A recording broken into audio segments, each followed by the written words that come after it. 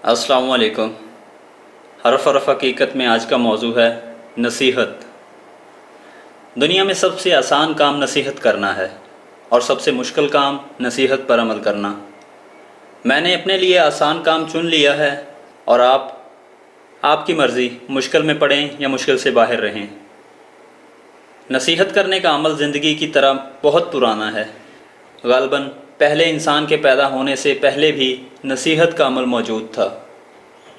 नसीहत एक हुक्म की तरह नाफज होती थी। ऐसे करो, ऐसे ना करो, वहाँ जाओ, वहाँ ना जाओ, सजदा करो, उसका सजदा करो और उसके अलावा का सजदा ना करो, माँ बाप की अताअत करो, शैतान की अताअत ना करो। गर्ज़ ये कि नसीहत सुनो और मानते चले जाओ। ज़मीन के सफ़र में आसमान की नसीहतें सुनो और उन्हें मानने का हौसला पैदा करो। माजी के औराक में हम देखते हैं कि कभी कभी एक आदमी हम में से ही हमारे सामने एक बुलंदी पर खड़ा हो गया और एक रोबदार आवाज़ में नसीहत करने लग गया कि शिरक ना करो, ज़मीन पर अकड़ कर ना चलो और वगैरह वगैरह। उन लोगों को किसने इजाज़त दी कि लोगों को खिताब करें कि ए इंसानों, गौर से सुनो, एक वक्त आने वाला है जब तुमसे तुम्हारे अमाल के बारे में पूछा जाएगा, जब छुपे हुए राज ज़ाहिर होंगे और जब इंसान को उसके अमाल के मुताबिक एक आक़िबत मिलेगी। बहरहाल नसीहतें चलती रहती हैं, ख़िताब जारी रहते हैं और समाअतें बेहिस हो जाती हैं। नसीहत करने वाले शोर मचाते रहते हैं कि ए मुहतरम अंधो, आगे कदम न बढ़ाना, आगे अंधा कुआं है। लेकिन अक्ल के अंधे सुनी अनसुनी करके धड़ाम से गिरते रहते हैं और फिर गिला होता है कि काश मुझे कोई लाठी मार के समझाता कि वाकई आगे अंधा कुआं है। ये लोग सुनते हैं लेकिन इनके दिल पर असर नहीं होता। ये लोग देखते हैं लेकिन इन्हें नज़र कुछ नहीं आता। ये लोग फ़लसफ़ी हैं लेकिन ये बेचारे समझ नहीं सकते। इनके पास दिल है लेकिन एहसास नहीं है। ये लोग मगरूर हैं लेकिन इनकी मताए हयात कलील है। ये ताकत से हुकूमत करना चाहते हैं, इनके पास खिदमत का शऊर नहीं। बस इस तरह ये खेल जारी रहता है। आवाज़ें आ रही हैं कि गाफिलो सुनो गौर से। गर्ज की आवाज़ सुनाई देती है, कान धरो, वक्त का नाकूस बज रहा है।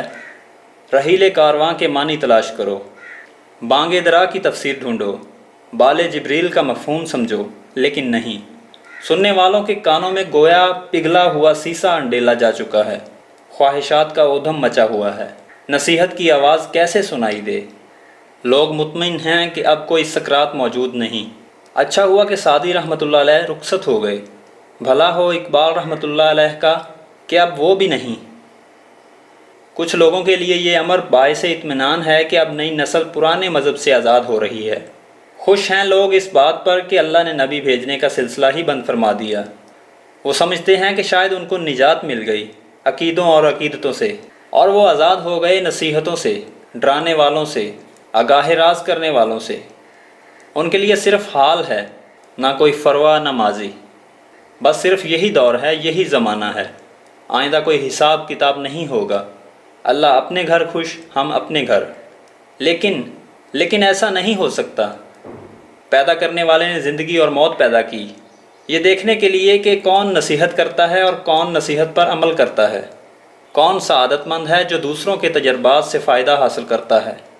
कौन है खुश नसीब जो नसीहत के चिराग की रोशनी में ज़िंदगी की तारीकियों से आज़ाद हो जाता है। और कौन है वो जो इस ज़िंदगी और उस ज़िंदगी के इनामात से सरफराज होता है। नसीहत का लफ्ज़ तिलिस्माती लफ्ज़ है जो ज़िंदगी के सफ़र में किसी वक्त भी अपना जादू जगा सकता है। शर्त सिर्फ़ ये है कि नसीहत करने वाला नसीहत के अमल से ख़ुद कोई फ़ायदा हासिल ना करे, वरना सब कुछ बेकार हो जाएगा। मुखलिस की तारीफ़ ही ये है कि आपके साथ आपसे ज़्यादा मेहरबान हो, वो जो अपने आप को भूल कर आपको याद रखे, वो जो तुमसे तुम्हारी बहबूद के अलावा किसी और मुआवजे का मुतमन्नी ना हो। नसीहत करने वाला मुखलिस ना हो तो नसीहत भी एक पेशा है। पेशावर की नसीहत नहीं कहलाई जा सकती।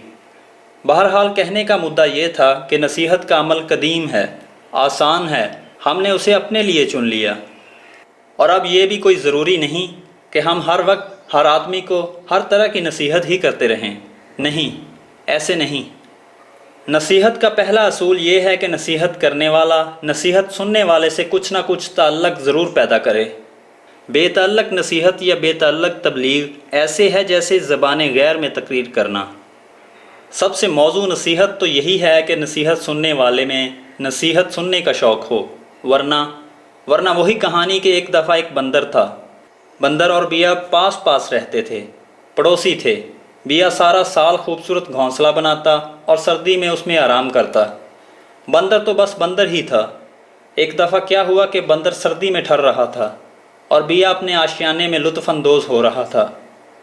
बिया को क्या सूझी कि वो बंदर को देखकर नसीहत करने लगा। बोला, भाई बंदर, मैंने तुम्हें 1000 बार कहा था कि मौसम सरमा आने वाला है, अपने लिए आशियाना बना लो, मगर तुमने एक ना मानी। बंदर ये सुनकर नाराज़ हो गया। उसने कहा, इतने से परिंदे और इतने बड़े बंदर के सामने ज़बान खोलते हुए शर्म नहीं आती? तुझे नसीहत का हक़ किसने दिया?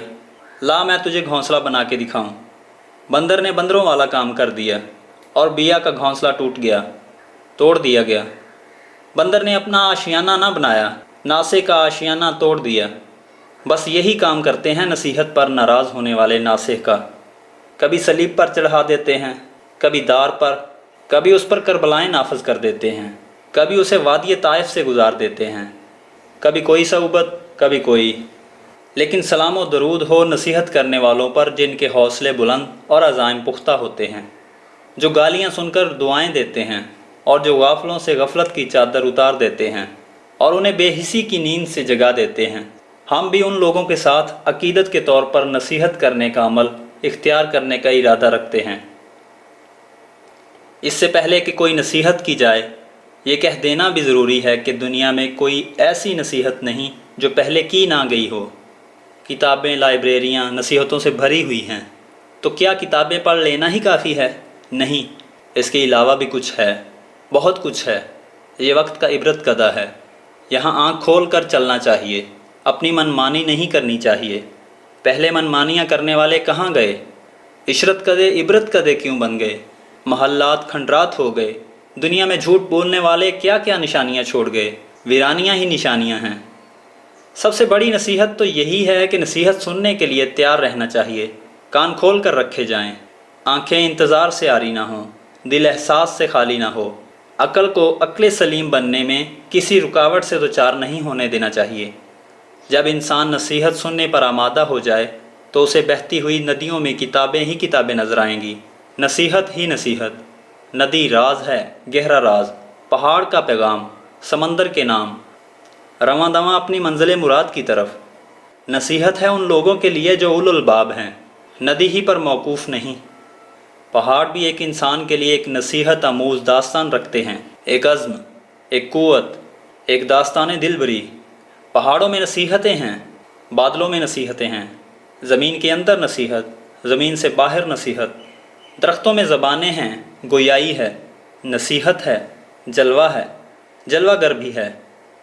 ज़मीन के अंदर नसीहत की एक दास्तान दिलपजीर मीर तकी मीर ने एक रुबाई में पेश फरमाई है कि पुराने कब्रस्तान में एक कासा सर पर पाँव जा पड़ा। वो टूट गया और साथ ही से आवाज़ आई सदा के देख के चल राहे बेखबर, मैं भी कभी किसी का सरे पुरगुरूर था। लेकिन इससे भी ज़्यादा असरअंगेज़ बयान बाबा फ़रीद रहमतुल्लाह अलैह के एक अशलोक में है, जिसके पीछे एक कहानी है जो कुछ यूं सी है। एक दफ़ा बाबा जी फ़रीद रहमतुल्लाह अलैह अपने सैलानी दौर में एक बस्ती में से गुज़रे। देखा कि एक खूबसूरत औरत एक गरीब औरत को मार रही है। बाबा जी ने वजह दरियाफ़्त फरमाई। इतला मिली कि यह अमीर औरत एक इशरत गाह की मालक है और गरीब उसकी मुलाजमा, बल्कि मुशाता। उस दिन नौकरानी ने मालकन को काजल डाला और उसके साथ कोई रेत का ज़र्रा भी था, जो उसकी खूबसूरत आँखों में बड़ा तकलीफ़दा लगा। इसलिए उसने खादमा को मारा। बाबा जी अपने सफ़र पर गामज़न हो गए। एक मुद्दत के बाद वापसी का सफ़र शुरू हुआ और उसी बस्ती के कब्रिस्तान में क़याम के दौरान बाबा जी ने एक अजीब मंज़र देखा। एक चिड़िया ने एक इंसानी खोपड़ी में अपने बच्चे दिए हुए थे। वो चिड़िया आती थी और चोंच में खुराक लाकर बच्चों को खिलाती थी, लेकिन बच्चे खोपड़ी की आंखों से बाहर मुंह निकालते और खुराक लेकर अंदर चले जाते। इंसानी खोपड़ी का ये मुसरफ़ बाबा जी को अजीब सा लगा। उन्होंने ये देखने के लिए मुराकबा किया कि ये खोपड़ी किस आदमी की है। उन्हें मालूम हुआ कि यह तो उस खूबसूरत औरत की है جو آنکھ میں ریت کا ذرہ برداشت نہ کرتی تھی، آج اس کی آنکھوں میں چڑیا کے بچے بیٹھے ہوئے ہیں۔ بابا جی نے اشلوک کہا، جن لوئیں جگ مویا سو لوئیں میں ڈٹھ، کجرا رکھ نہ سہندیاں تے پنچھی سوئے بیٹھ۔ جو آنکھیں جگ کو مونے والی تھیں، آج میں نے وہ آنکھیں دیکھ لیں۔ کاجل میں ریت کا ذرہ برداشت نہ ہوا، آج پنچھی کے بچے اس آنکھ میں بیٹھے ہیں۔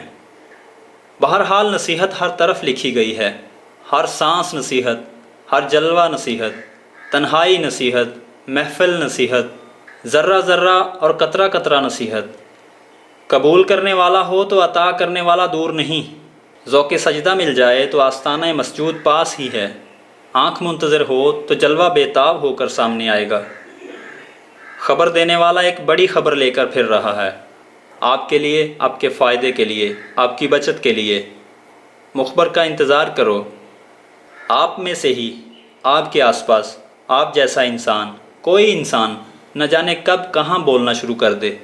سماعت متوجہ رکھو، آپ کے اپنے ہی اندر سے آواز آ سکتی ہے۔ دوسروں کی خامیوں پر خوش ہونے والوں، کوئی اپنی خوبی ہی بیان کرو۔ اسلام سے محبت کرنے کا دعویٰ کرنے والوں، مسلمانوں سے نفرت نہ کرو۔ آپ کی آنکھ میں کھٹکنے والے خار کسی اور نگاہ کے منظور نظر بھی ہو سکتے ہیں۔